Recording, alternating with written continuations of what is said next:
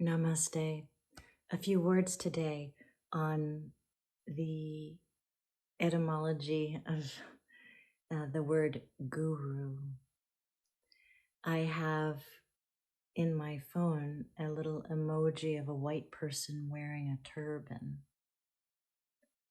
and I think this is very funny. In the West, we have appropriated the word guru now and diminished its power. Appropriately, I think. We talk about fitness gurus, romance gurus, the guru in the kitchen, right? We have unburdened the word guru of its spiritual power. And I want to ask the question, is it worth restoring energy to that word for ourselves? Maybe by finding the guru within ourselves as a substitute for the teacher outside of ourselves. You know, my beloved teacher Dharma Mittra has said 1,000 times, I only point to the guru within you. And that's how I learned about guru and discipleship. In the old days, classically, the guru as a person, a teacher, a master, someone who is weighted with spiritual knowledge and can provide stability for the wayward seeker, appeared in whatever guise the seeker needed the guru to appear in. So the guru might appear as a stern father, or as a loving motherly presence, or as a child even. Some gurus pop up as children, very childlike, and in this way bring out those qualities in us in relationship. So we then, as a student, we might become the child who needs the firm hand, or the child who needs the loving embrace, or the parent to the guru that is childlike, the parent or the caretaker of the guru.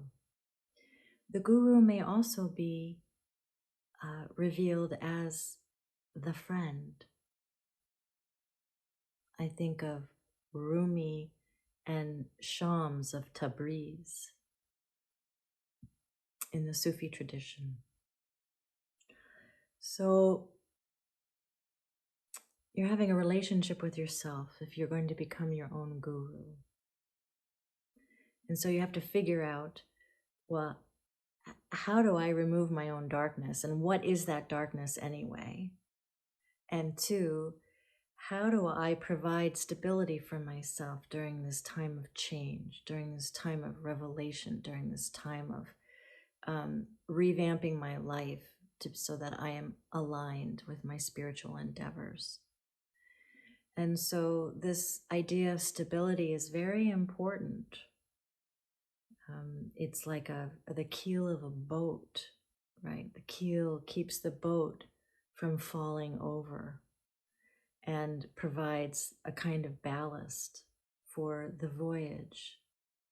So the stability part, your practices will provide stability, your discipline will provide stability, your sangha will provide stability.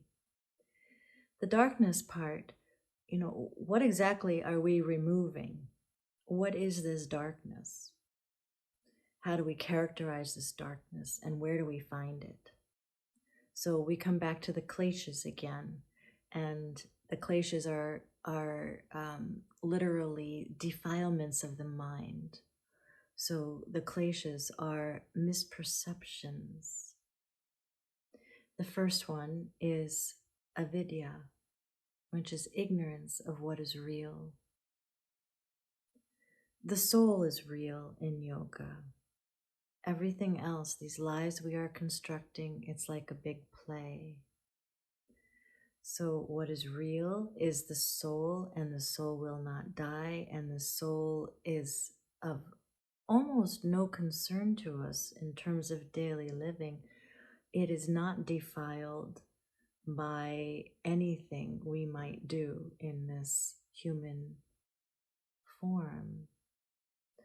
It is not subject, the soul is not subject to anything that happens in the four lower bodies, in the physical body, the energy body, the mental body, and the emotional body. The soul is untouched, is unsullied. There is no darkness over the soul. There is just a darkness between these four bodies and our apprehension of the soul, our experience of the soul, of the light coming through us. Light is always there. It's a matter of finding our way through these obstacles to it so that we can come from that place of light. So avidya is the first klesha, or defilement of the mind. The next one is excessive egoism. We are all heroes or heroines of our own story, right? Each one of us is at the center of our own beautiful play in this lifetime, for better or worse. And even if you are self-abnegating or feel like you're in nothing, that too is a kind of egoism. It's just the other side of the coin. So look at our relationships with ourselves. You know, am I bigger than life? Do I need to tone it down a little bit? Is my personality getting in the way of my relationships? Am I able to acknowledge others? And am I able to see others as they see themselves? And am I able to see others as they might be able to be, as they might be seen through, say, the light of the divine? Is my point of view too strong? Do I have a lot of opinions? Do I believe that my opinions are the only ones? So narcissism, excessive egoism, an inability to feel for others, these are all signals or signs of a cloud over your light. So investigating perception of the self is important. The next one is excessive attachments or appetites or hungers. So take a look at your preoccupations and your perseverations. I have a perseveration about food. I love food. I love to cook. I love to eat. It takes up a lot of my time. I'm in the kitchen a lot. And I have to watch myself because I can get carried away not only by the preparation of food, but by the eating of food. And so for others, it may be substances, you know, alcohol or recreational substances that somehow create a cloud between the person and the experience of the moment, really feeling like you are open to this moment and everything that's happening right now. Another one is excessive aversion. What do you resist, or whom are you resistant to? Notice that. When was the last time you said, I hate them, I hate them, I hate this? I really don't like this or that. That sort of disapproving stance, that's something to look out for. That's another place you might, like another dark closet you might go investigating in. Say, what's with that? Why would I hate another human being or a situation? What is with that aversion of mine?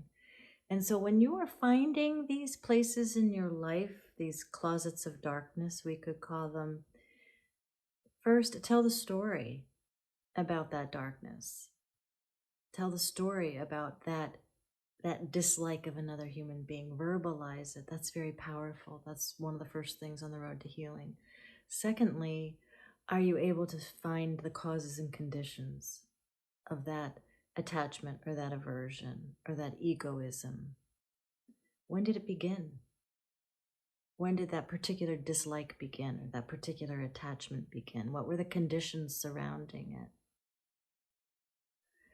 And then third, are you able to perceive these triggers from higher ground? Are you able to climb up on top of a mountain and look at the play that's going on in your life from a higher place of greater vision, wider vision, a panoramic vision? Are you able to see as if through the divine light? Very helpful. Finally, the last klesha is fear, abhinivesha. The root, of course, is in fear of death. All human beings understand that death is coming for each one of us, right? That we all come in with sell-by dates. And while we're doing our best to extend those dates and live happy and full lives, it's going to come. And that is a central fear, and other fears are built on top of that. Fear of humiliation, fear of being shamed, fear of being wrong or being wronged, right? We have these fears. And abhinivesha means literally the cloak of fear that we are always wearing.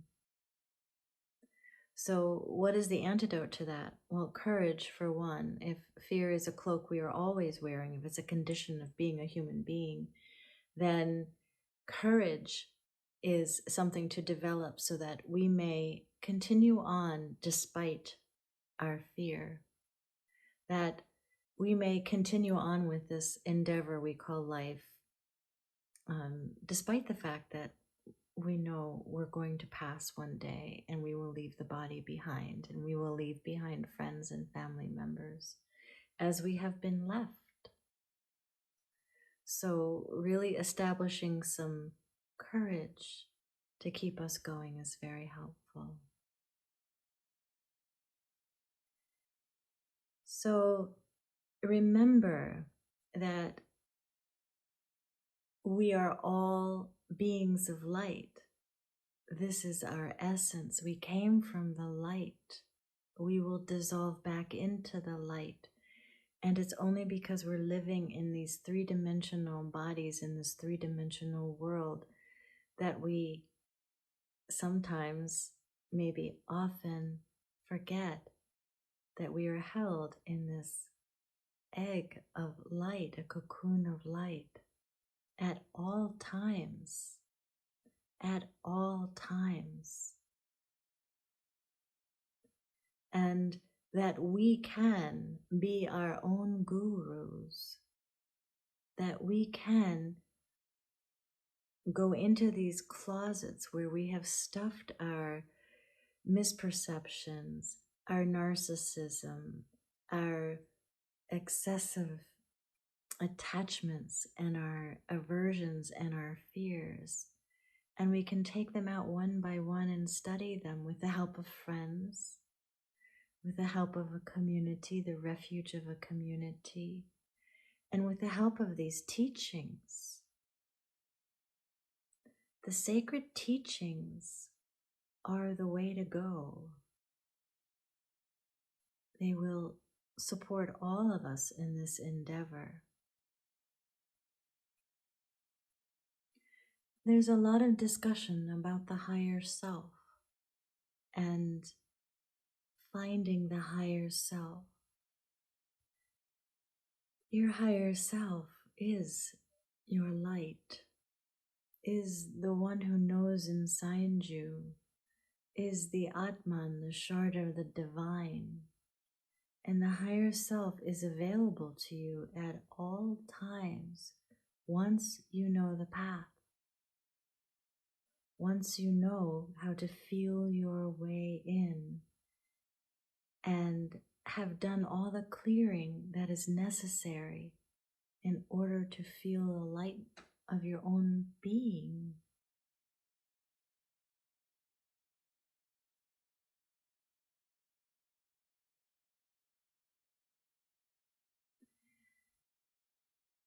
With love in my heart for your journey, for your inner guru, for the trust you may place in your higher self, I wish you all the best. Namaste.